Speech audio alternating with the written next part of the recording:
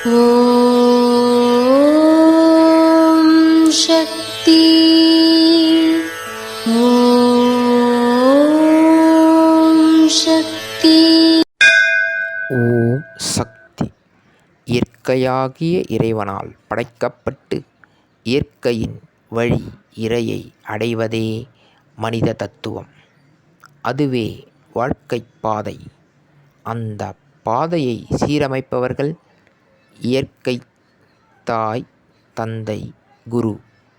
இந்த நால்வரையும் போற்றி வணங்கி பின்பற்றி நற்கதி அடைவதே வாழ்வின் நோக்கம் என்பதை உணர வேண்டும்.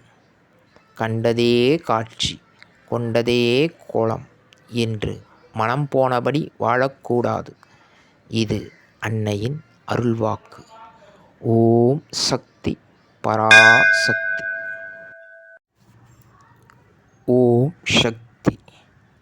சக்திகளே, உங்களுடைய கருத்துக்கள் மற்றும் அனுபவங்களை கீழ்காணும் மின்னஞ்சல் முகவரிக்கு வீடியோ வடிவிலோ ஆடியோ வடிவிலோ எங்களுக்கு அனுப்பவும். மற்றும் மறுவூர் மகிமை யூடியூப் சேனலை சப்ஸ்கிரைப் செய்யவும். ஓம் சக்தி.